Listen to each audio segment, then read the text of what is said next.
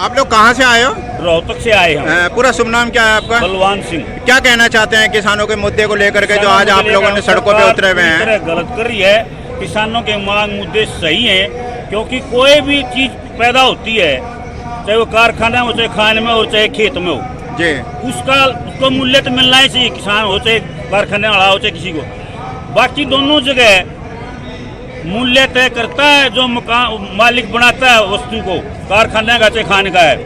और हमारे केस में हम तो कोई MSP को, वहाँ मिनिमम सपोर्ट प्राइस, न्यूनतम समर्थन मूल्य है, उसकी मांग है किसान की। तो MRP की नहीं है, मैक्सिमम की नहीं है, मैक्सिमम रिटेल प्राइस की नहीं है। बाकी सारे यहाँ ऐसी हालत है। इसको लिए सरकार के कहना जो हमारा, अब ये मानी जाओ बात। और रही 3 काले कानूनों की बात, वो डेथ वारंट है कि खेती करने के लिए संशोधन की कोई गुंजाइश नहीं होती है। डेथ वारंट वापिस होता है जी, संशोधन नहीं हुआ डेथ वारंट में, वो तो कैंसिल होगा पूरा।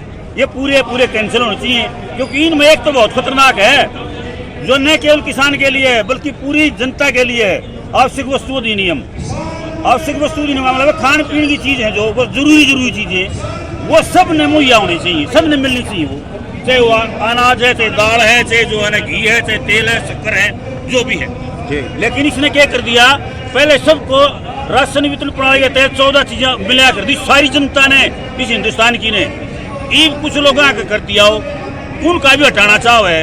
एग्जाम्पल सामने है, दूर नहीं, सरसों का तेल दिया अगर दी 2 लीटर प्रति परिवार को बंद कर दिया। क्यों? सरसों खरीद ली बड़े पूंजीपतियां ने। ईब 280 रुपये किलो में ले, लीटर में ले सरसों का तेल। और सरकार ने यह कह के बका दिए 250 रुपये तारा का हमको नहीं दिए। सरकार नाटना चाहो है, गरीब ने भी किसान ने भी। इसकी नीति यह है भाई, लबालब मैं कह दी मोटी तौर पे, यह सरकार संचालित है बड़े पूंजीपतियों से, न केवल देश के बल्कि विदेशों के भी। उनके साथ इस सरकार का, मोदी साहब का समझौता हो रहा है। इसने इंडिया कर रहा है, इंडिया फॉर सेल, भारत बिक्री के लिए तैयार है, कोई आ जाओ खरीदो। क्या कर रखी है सीतारमण जो है वित्त मंत्री अपने भारत की, उसने कह नहीं दिया 6.5 लाख रुपये करोड़ इकट्ठे करने हैं दाएं बाएं बेच के।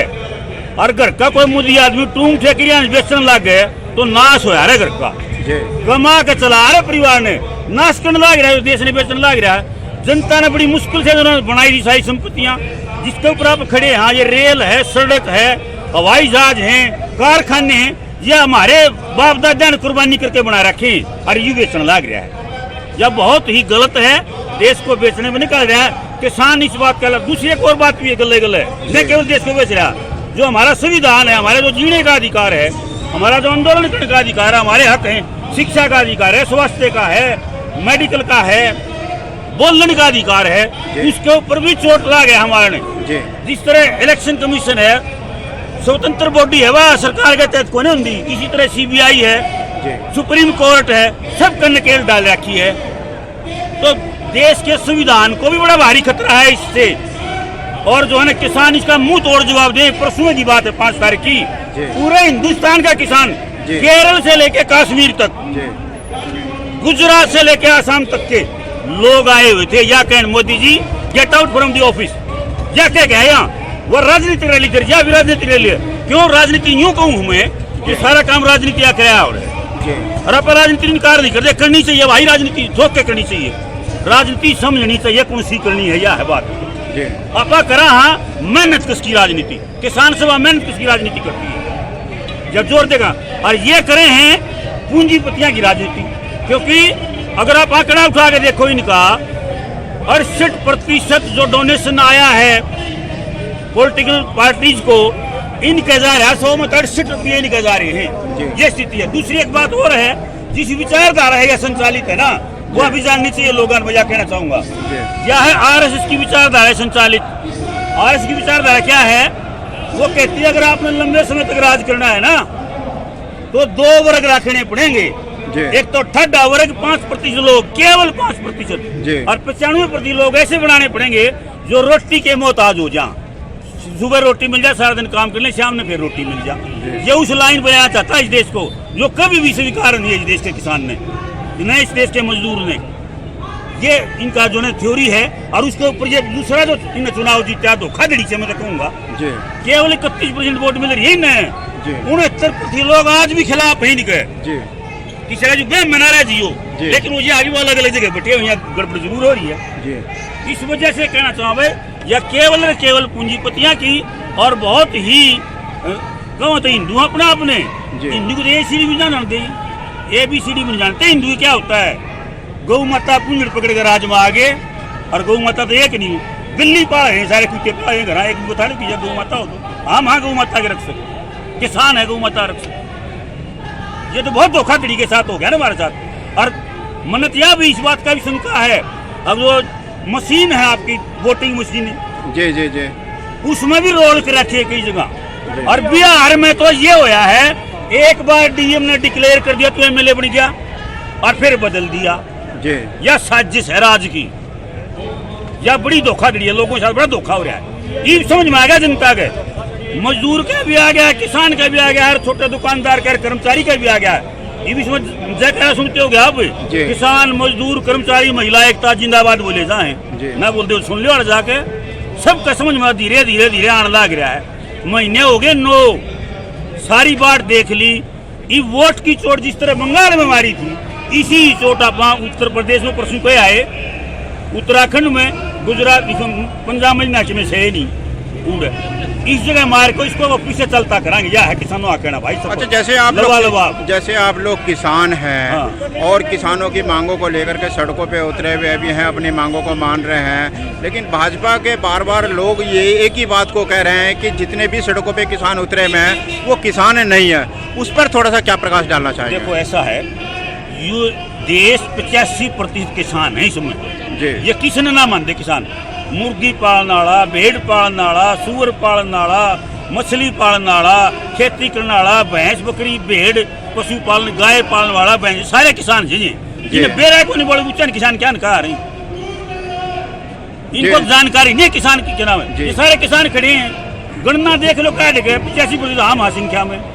हमारी तो बदकिस्मती यह है थोड़ी सी कि हम नारे नारे खड़े। हाँ या जिस दिन समझ में पूरी आ जाएगी एक भी विरोध को नहीं किसी में बन जाए। और वहाँ तो चुनाव को कर दिया हमने लोग, किसान का बेटा लहरा होगा भाई झंडा अगला 24 के बाद जो लाल किला लहरेगा किसान, केवल किसान लहरा होगा तब तक और समझा लें 2 साल रहे। देखिए लोगों को यही कहना है कि अब की बार जो आगे 2024 में सरकार बनेगी वो किसानों की सरकार बनेगी। जो किसान अपनी मांगों को मानने के लिए एक बार फिर सड़कों पे उतरा हुआ है। थोड़ा आपका क्या शुभ नाम है जनाब? मेरा नाम महेंद्र सिंह है, मैं किसान सभा का जिला का कैथल का प्रधान हूँ जी।